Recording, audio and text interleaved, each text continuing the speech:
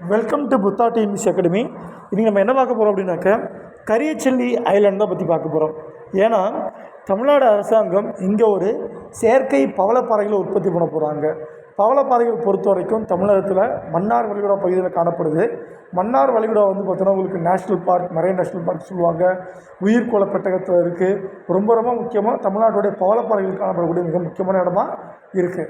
அடுத்து இந்தியாவில் பவளப்பாறைகள் ரொம்ப ஜாஸ்தி எங்கே இருக்குன்னா லட்சத்தீவுகள் இருக்குது. அடுத்து இது எந்த திட்டத்தின் கீழே இங்கே செயற்கை பவளப்பாறை கொண்டு வர போகிறாங்க அப்படின்னாக்க டிஎன் ஷோர் அப்படிங்கிற திட்டத்தின் கீழே பார்த்தோன்னா கொண்டு வர போகிறாங்க. டிஎன் ஷோர் அப்படிங்கிற ஃபுல் ஃபார்ம் பார்த்தோன்னா உங்களுக்கு Tamil Nadu sustainably harnessing ocean resource and blue எக்கானமின்னு சொல்லுவாங்க. இதுக்கு இன்னொரு பேர் இருக்குது, தமிழ்நாடு கோஸ்டல் ரீஸ்டோரேஷன் மிஷன் அப்படின்னு சொல்லுவாங்க. 2024 பிப்ரவரி 19 கொண்டு வந்திருப்பாங்க. 1675 கோடி மதிப்பிலான இதுக்கு வந்து 1675 கோடி மதிப்பிலான திட்டத்திற்கு உலக வங்கி தான் பார்த்தோன்னாக்கா உங்களுக்கு நம்ம ஹெல்ப் பண்ண போகிறாங்க. இதுக்கு எப்போ அப்ரூவ் பண்ணியிருப்பாங்க அப்படின்னாக்க 2025 செப்டம்பர் மாதம் என்ன பண்ணுறாங்க அப்படின்னாக்க அனுமதி கொடுத்துருப்பாங்க.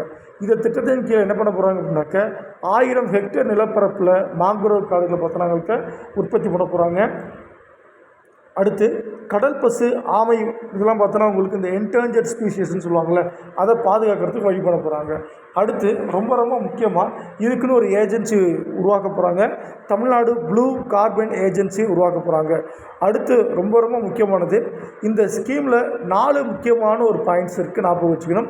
ஒன்று coastal biodiversity, coastal protection, blue flag certificate இருக்கு இல்லையா, நீலக்குடி சான்றிதழ், ப்ளூ ஃப்ளாக் பீச்சஸ் அதை வந்து க்ரியேட் பண்ணுறது, அண்ட் தென் சஸ்டைனபிள் டூரிசத்தை ஃபாலோ பண்ணுறது. 4வது பொல்யூஷன் அபேட் பண்ணுறதுனாக்கா கரெக்டாக வச்சுக்கிறது. ஸோ 4 தான் பார்த்தோன்னா உங்களுடைய மிக முக்கியமான ஃபியூச்சர் கொடுத்துருப்பாங்க அதில். ஸோ இதுலேருந்து உங்களுக்கு எப்படி கேள்வி வரலாம் அப்படின்னாக்க கரியச்செல்லி ஐலாண்டுங்க எங்கே இருக்குதுன்னு கேட்கலாம். அப்படி இல்லைனா டிஎன் ஷோர் திட்டம் எப்போது கொண்டு வரப்பட்டது, டிஎன் ஷோருடைய ஃபுல் ஃபார்ம் கேட்கலாம். 4வது வந்து பார்த்தோன்னா உங்களுக்கு இந்த கரியச்செல்லி ஐலாண்டுங்கிறது எந்த மாவட்டத்தில் இருக்குதுன்னு கேட்கலாம். இது எங்கே இருக்குதுன்னு பார்த்தோன்னா உங்களுக்கு ராமநாதபுரம் மாவட்டத்தில் இருக்குது, ஞாபகம் வச்சுக்கோங்க. தேங்க்யூப்பா.